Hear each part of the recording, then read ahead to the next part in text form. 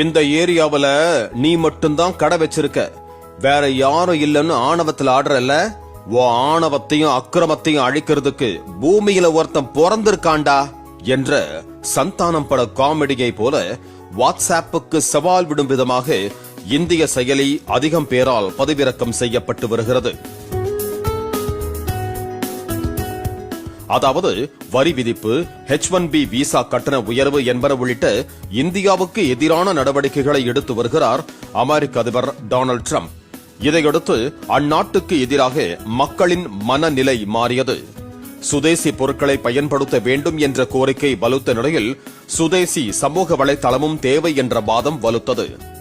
இந்த நிலையில் WhatsApp, Telegram போலவே கடந்த 2021ஆம் ஆண்டு இந்தியாவை சேர்ந்த ஜோஹோ நிறுவனம் உருவாக்கிய அரட்டை என்கிற மெசேஜிங் ஆப் மீது இந்தியர்களின் கவனம் திரும்பியுள்ளது.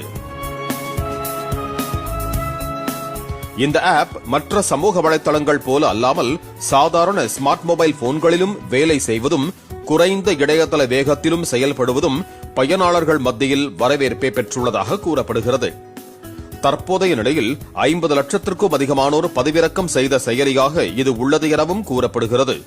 சமூக வலைதளத்தில் அதிகம் பதிவிறக்கம் செய்யப்படும் செயலிகளில் அரட்டை முதலிடத்தில் இருக்கிறது.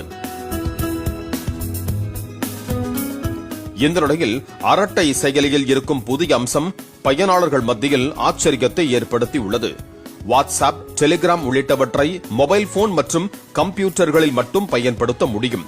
ஆனால் அரட்டை செயலியில் மொபைல் போன், கம்ப்யூட்டருடன் ஆண்ட்ராய்டு டிவியிலும் பயன்படுத்த முடியும் என்ற அம்சமும் இடம்பெற்றிருக்கிறது. இதன் மூலம் ஆண்ட்ராய்டு டிவியில் அரட்டை செயலியின் அம்சங்களை பெற முடியும் என்பதால் அதற்கு பயனாளர்கள் மத்தியில் வரவேற்பு குவிந்து வருவதாகவும் கூறப்படுகிறது.